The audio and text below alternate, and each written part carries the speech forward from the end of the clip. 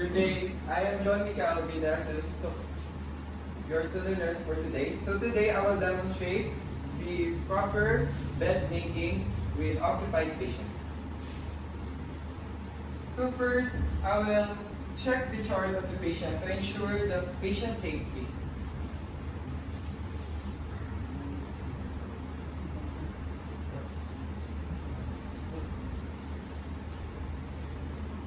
Next is, after checking the patient chart, I will gather the all equipment that I need.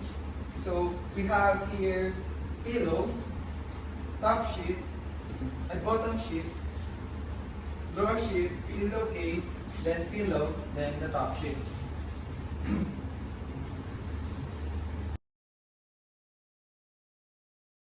So now I will do hand hygiene. Then I will work, susuot po ako ng gloves.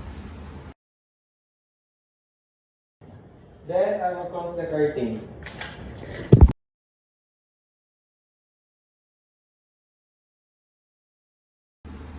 Gising na po. Sir, good day. I am John Mikael Vidases, your student nurse for today. May I have your wristband? Sir, please state your name, so your date of birth. Your date of birth. Thank you, sir. So today, sir, I will change your linens for your cleanliness and your comfortability. Okay. So, sir, taas po yung side rails. Taas. Imagine nyo na lang po na may side rails, yung high. Alright. Then, pillow. Sir, side po kayo.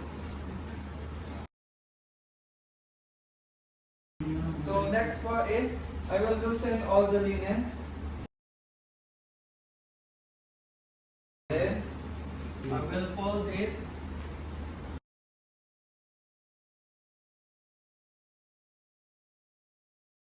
Fold ko na siya.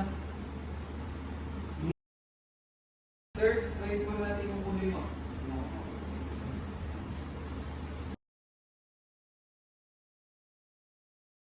After folding it po,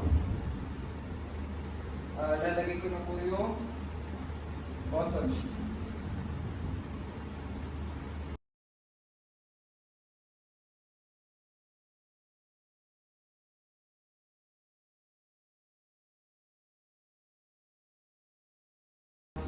Sa sahig.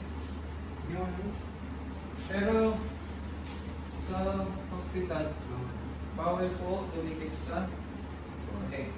Sa floor.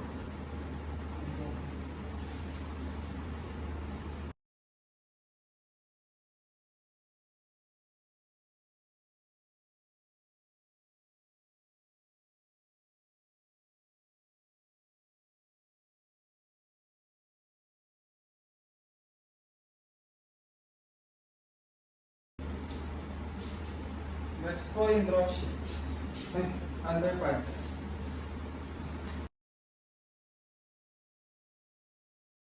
Draw sheet po. Next. Yan.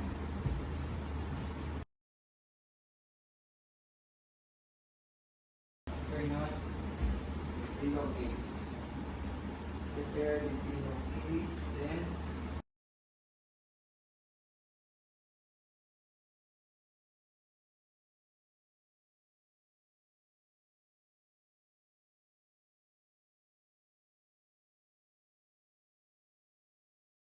side rails.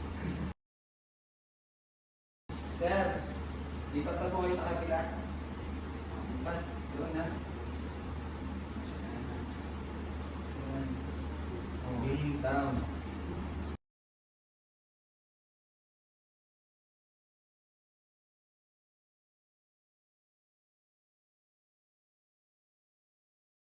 Expose. Next. Loosen ko po. Loosen.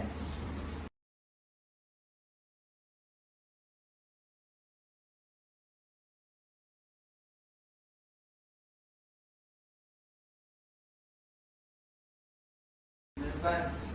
Sir, gilid ka lang. Next po is yung drop shoes.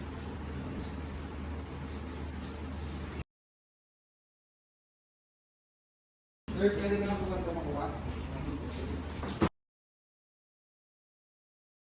Half sheet po.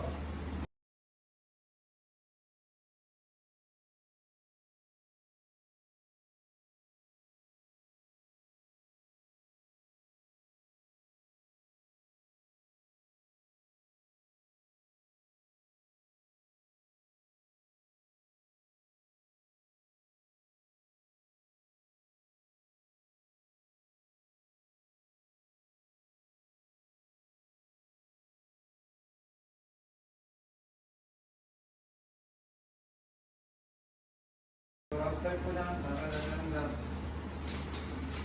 Dispose. And that's it.